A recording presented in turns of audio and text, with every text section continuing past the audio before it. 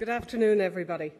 It's a pleasure to be here with you again today, and thanks Des and Liam and Seamus and Aisling for inviting me back to talk to you.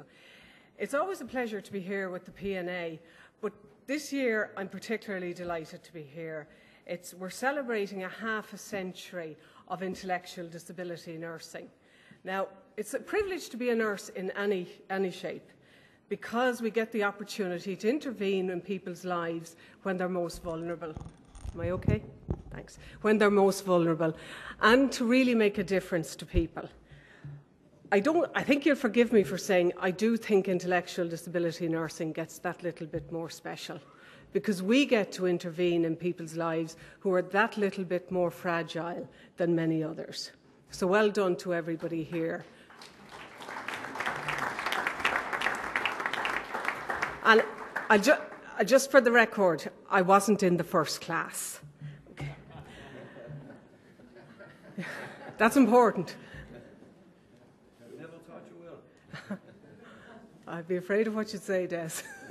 All right. Back up in Ballyconnell 2 years ago, when I was talking to you, we were in a completely different situation. This whole idea of Ireland Inc. was way out there on the map, the idea that Ireland was something we would sell around the world.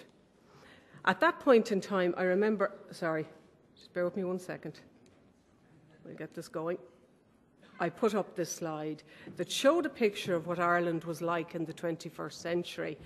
And it was a picture of a country that had a population of over 4 million and had bought 123 helicopters in the previous 3 months. This came from the Irish Times. Okay, we had more PlayStations than we had houses. We had more mobile phones than we had people. We were the 4th highest wage earner in the world. We had an average wealth per head of 150,000 and a net wealth growth of 350% in the previous 10 years. Now, our world has changed significantly in that period of time. We seem to have entered a world of chaos, and to go back and draw from some of our ancestors, like Oscar Wilde, it seems like all our yesterdays have come back to haunt us all over again.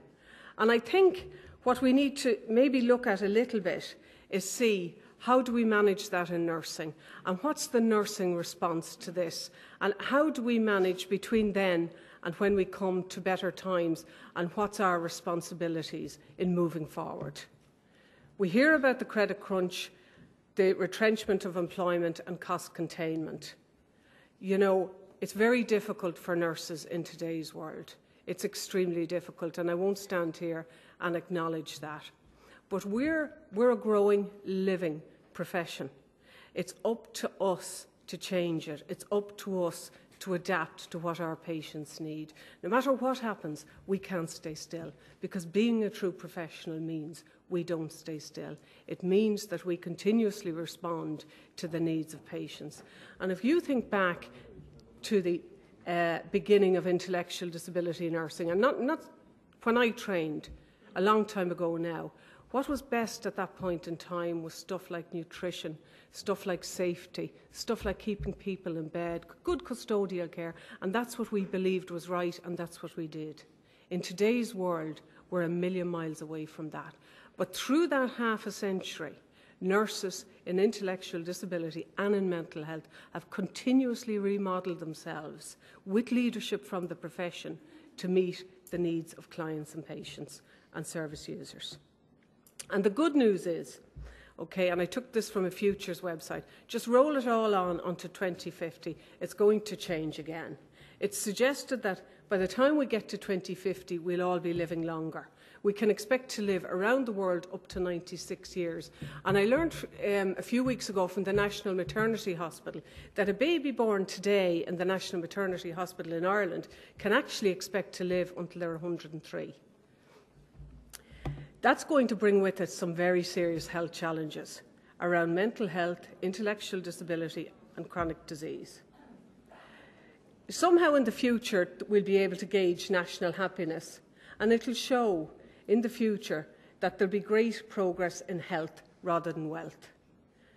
And there'll be a genuine progress indicator as well, which will measure general satisfaction. And somehow into the future, it'll show us that with this increased longevity and fewer years of disability, people will become happier. We are where we are today.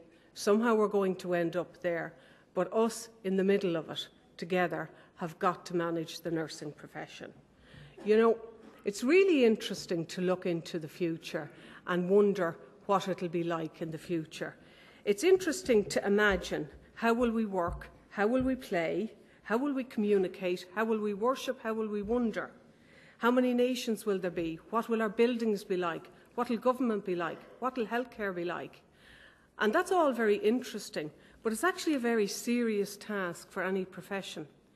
And the serious task here is to re-engineer the nursing service for the future, for the next generation. That's part of our mandate as nurses, is to leave behind us, when we leave, a nursing service that's ready for the next generation. We've always done it.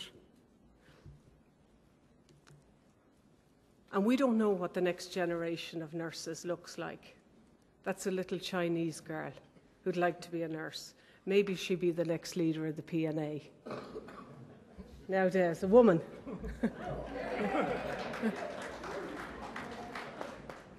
We can't imagine. But the PNA will be there. Okay. So you know, what we need to do is look at today.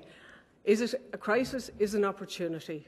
Is it a threshold of possibility? And how do we make a difference? What do we need to do?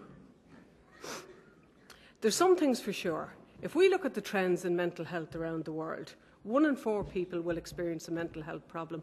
You know that better than I do in their adult lifetime. 12% of the adult population will experience a mental health problem at any given time.